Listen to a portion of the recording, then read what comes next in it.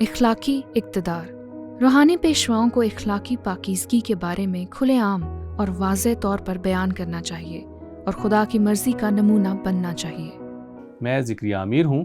ہم نے ابھی پچھلے اصول میں دیکھا ہے کہ مقدس پولس اور سیلاس اور تیموتھیوس نے دعا کی تھی کہ وہ ایک دوسرے کے لیے اپنی محبت میں اضافہ کریں، اور یہ کہ وہ ایک دوسرے سے اور یسوع مسیح کے ساتھ اپنے رشتے میں زیادہ سے زیادہ مقدس ہو جائیں گے۔ اور یہاں وہ ایک عام بیان یا ایک عام حکم یا نصیحت کی طرف جاتا ہے، اور یہ اس طرح پڑھتا ہے: میں اس کو زیادہ سے زیادہ مسیح کی تابعداری کا نام دیتا ہوں، کیونکہ یہ واقعی ہماری محبت میں بڑھنے اور ہماری فرمانبرداری میں بڑھنے کا جوہر ہے۔ اس کے زیادہ سے زیادہ وفادار بننے کے لیے اس کے حکموں پر عمل کرنا۔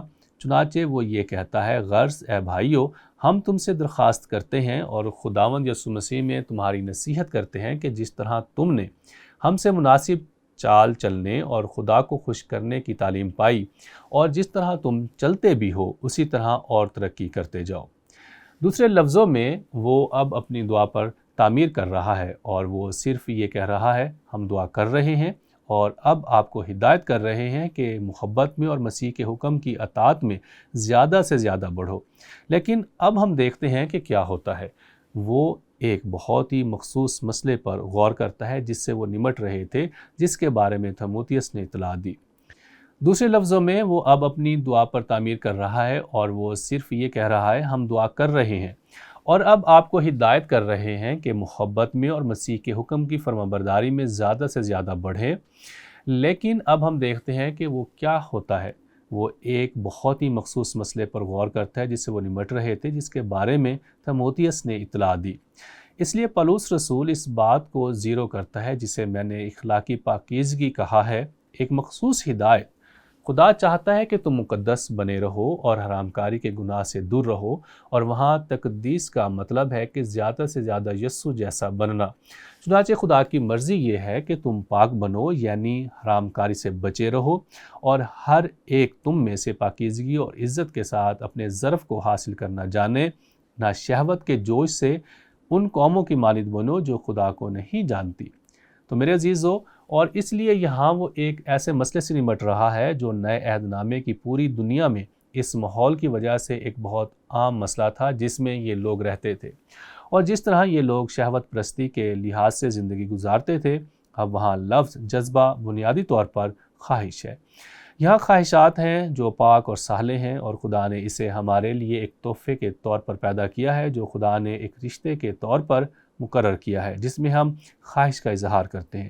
جنسی خواہش یہ خدا کی طرف سے ایک تحفہ ہے، لیکن پھر شہوت انگیز جذبات ہیں جو خدا کی مرضی سے باہر ہیں، اور وہ آگے بڑھ کر وضاحت کرتا ہے کہ اس کا کیا مطلب ہے۔ اور اسی لیے آپ کے پاس وہ ہے جسے میں نے اگلی آیات میں پولس کی وضاحت کہا ہے: اور کوئی شخص اپنے بھائی کے ساتھ اس امر میں زیادتی اور دغا نہ کرے، کیونکہ خداوند ان سب کاموں کا بدلہ لینے والا ہے۔ چنانچہ ہم نے پہلے بھی تم کو تنبیہ کر کے جتا دیا تھا، اور وہاں یہ ان کے رشتوں میں سنگلز پر لاگو ہوتا ہے، اور اس کا اطلاق زنا کے لحاظ سے نکاح پر بھی ہوگا۔ اور نوٹ کریں، وہ اب ان ایمانداروں سے بات کر رہا ہے۔ وہ کہہ رہا ہے کہ بھائی بہن کی طرح ایک دوسرے کا فائدہ نہ اٹھاؤ، اور کوئی شخص اپنے بھائی کے ساتھ اس امر میں زیادتی اور دغا نہ کرے، کیونکہ خداوند ان سب کاموں کا بدلہ لینے والا ہے۔ چنانچہ ہم نے پہلے بھی تم کو تنبیہ کر کے جتا دیا تھا۔ دوسرے لفظوں میں وہ جو کہہ رہا ہے وہ یہ ہے کہ جب ہم خدا کے مقدس معیارات کی خلاف ورزی کرتے ہیں، خاص طور پر جنسی معاملات میں، اس کے نتائج ہونے جا رہے ہیں، قدرتی نتائج، لیکن اس تعلق میں مافوق الفطر نتائج پیدا ہونے والے ہیں۔ اور آپ یقینی طور پر ان نتائج کو دیکھیں گے جب آپ رومیو کا باب 1 پڑھتے ہیں۔ اس ناقابل یقین بگاڑ کے ساتھ جو ایک انسانی شخص کے اندر واقع ہو سکتا ہے، جو اخلاقی پاکیزگی کے لحاظ سے خدا کی مرضی سے باہر جانے کا انتخاب کرتا ہے، اس لیے کہ خدا نے ہم کو ناپاکی کے لیے نہیں بلکہ پاکیزگی کے لیے بلایا۔ پس جو نہیں مانتا وہ آدمی کو نہیں بلکہ خدا کو نہیں مانتا جو تم کو اپنا پاک روح دیتا ہے۔ یہ میری طرف سے نہیں ہے، تھسلونیکیوں، یہ خدا کی طرف سے ہے، اور اگر آپ اسے مسترد کرتے ہیں تو آپ خدا کو مسترد کر رہے ہیں۔ خدا کے کلام: پس جو نہیں مانتا وہ آدمی کو نہیں بلکہ خدا کو نہیں مانتا جو تم کو اپنا پاک روح دیتا ہے۔ اور روح القدس کا مطلب ہے کہ ہم میں مسیح بطور مقدس چاہتا ہے کہ ہم خدا کی پاکیزگی کو ظاہر کریں۔ یہ دلچسپ ہے کہ آپ کو اخلاقیات کے لحاظ سے بہت سی متوازی ہدایات ملتی ہیں۔ سمجھ میں آتا ہے، جیسا کہ میں نے کہا، ان کے پس منظر کی وجہ سے۔ مثال کے طور پر افسیوں میں پولس رسول نے لکھا، اس لیے میں یہ کہتا ہوں اور خداوند میں جتائے دیتا ہوں کہ جس طرح غیر قومیں اپنے بیہودہ خیالات کے موافق چلتی ہیں، تم آئندہ کو اس طرح نہ چلنا، کیونکہ ان کو عقل تاریک ہو گئی ہے اور وہ اس نادانی کے سبب سے جو ان میں ہے اور اپنے دلوں کی سختی کے باعث خدا کی زندگی سے خارج ہیں۔ انہوں نے سن کر شہوت پرستی کو اختیار کیا تاکہ ہر طرح کے گندے کام حرص سے کریں۔ تو میرے عزیزو، اب تسلونیکی اسی ماحول سے نکلے تھے جیسے افسیوں کے تھے۔ افسیوں 5 پر غور کریں اور آپ کو ایک ربط نظر آتا ہے، اور یہ دلچسپ ہے کیونکہ وہ محبت کے بارے میں بات کرتا ہے۔ پس عزیز فرزندوں کی طرح خدا کی مانند بنو، یہ افسیوں 5 باب میں ہے، اور محبت سے چلو جیسے مسیح نے تم سے محبت کی اور ہمارے واسطے اپنے آپ کو خوشبو کی مانند خدا کی نظر کر کے قربان کیا، اور پھر وہ مخصوص ہو جاتا ہے۔ اور مجھے لگتا ہے کہ یہ دلچسپ ہے کہ وہ اخلاقیات کو محبت میں چلنے کے ساتھ جوڑتا ہے، مسیح کی محبت، اور جیسا کہ مقدسوں کو مناسب ہے کہ تم میں حرام کاری اور کسی طرح کی ناپاکی یا لالچ کا ذکر تک نہ ہو۔ ان کے پاس رومی ثقافت میں محبت کے لیے ایک لفظ تھا، یہ ایروز تھا، ایروز۔ لیکن جب نئے عہد نامے کی بات آتی ہے تو اس سے بڑا تصور ہوتا ہے، یہ اگاپے محبت ہے۔ ترجمہ محبت اگاپاؤ، محبت کرنا، فیلیو محبت احساس کے ساتھ محبت کرنا، اور پھر ایراؤ محبت کرنے کے اس تناظر میں ہونا ہے جیسا کہ مسیح نے پیار کیا۔ تو خدا نے ایروز کا حکم دیا ہے، لیکن خدا چاہتا ہے کہ جذبہ اور اظہار کا تصور سیاق و سباق کے اندر ہو جو اس نے واضح کیا، اور وہ ہے ازدواجی رشتہ، اور اس طرح یہ خدا کی محبت کی خلاف ورزی کے بجائے محبت کا خالص اظہار ہے۔ متوازی ہدایات، آپ اسے بہت سارے خطوط میں دیکھتے ہیں، اور مجھے آپ کو یہ بتانے کی ضرورت نہیں ہے کہ آج ہم ایک ایسی ثقافت میں رہ رہے ہیں جو محبت کی بائبل کی تعریف سے زیادہ دور ہوتی جا رہی ہے، خاص طور پر جیسا کہ اس کا تعلق جنسی تعلقات سے ہے۔ پرانا عہد نامہ ان مثالوں سے بھرا ہوا ہے جو بنی اسرائیل کے ساتھ ہوا تھا، اور وہ نظم و ضبط اور فیصلہ جو ان پر ان کی بت پرستی اور ان کی بدکاری کی وجہ سے آیا، بار بار آپ ان دونوں کو ایک ساتھ بندھے ہوئے دیکھتے ہیں۔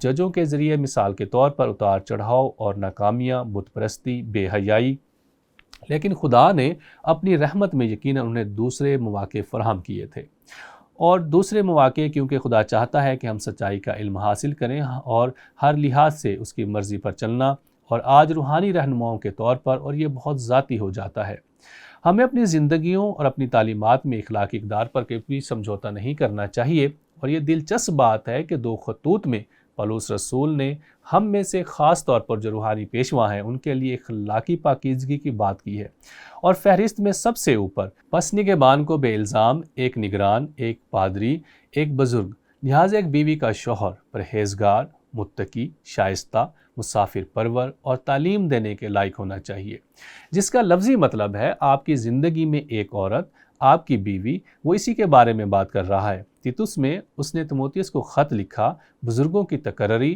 اس نے کہا پس نگہبان کو بے الزام، ایک بیوی کا شوہر، وہ ایک عورت کا مرد ہے۔ اب پولس رسول ایسا کیوں کہے گا؟ کیونکہ نئے عہد نامے کی دنیا میں بہت سے مردوں کی زندگی میں ایک سے زیادہ عورتیں تھیں۔ ان کے نقطہ نظر سے بہت فطری، بہت سے مرد جو دولت مند تھے، ان کی بیوی بچے پیدا کرنے کے لیے تھی، لیکن مقامی مندر میں ان کی ایک طوائف تھی، وہ ایک تھی۔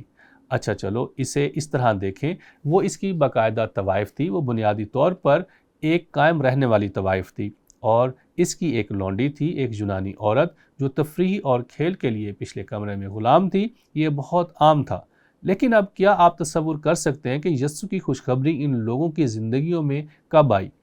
اور پولس رسول نے خدا کے روح کے وسیلے سے کہا، اور پطرس نے کہا مرد ایک عورت تیری بیوی، اس لیے وہ یہاں نئے عہد نامے کی دنیا سے تعلق میں کچھ انتہائی پیچیدہ حالات سے نمٹ رہا ہے۔ چنانچہ جب تیموتھیوس واپس آیا تو اس نے کہا پولس، ان میں سے کچھ لوگ اب بھی واقعی جد و جہد کر رہے ہیں جو اخلاقی پاکیزگی کے لحاظ سے قابل فہم ہے، اور اس لیے کہ وہ بھائیوں اور بہنوں کے ساتھ بات کرتا ہے، اس تحفے کے سلسلے میں ایک دوسرے کا غلط استعمال نہیں کرتا جو خدا نے ہمیں دیا ہے۔ غور و فکر کے لیے سوال، کیوں؟ کیا اور جیسا کہ مقدسوں کو مناسب ہے تم میں حرام کاری اور کسی طرح کی ناپاکی یا لالچ کا ذکر تک نہ ہو۔ میرے خیال میں اس کی ایک وجہ یہ ہے کہ آج کل ہمارے کلچر میں رائج ہو چکا ہے۔ شادی میں ایک مرد ایک عورت کے رشتے کے بارے میں کلام پاک کے ان اصولوں کی خلاف ورزی کرنے کے لیے اتنا نمایاں، اتنا عام ہے کہ کچھ روحانی پیشوا صرف اس مسئلے کو حل کرنے سے گریز کرتے ہیں، اور یہ کہ اگر ہم خدا یسوع مسیح کے وفادار بننے جا رہے ہیں تو ہمیں کبھی ایسا نہیں ہونے دینا چاہیے۔ اب ہمیں محبت میں سچ بولنا ہے۔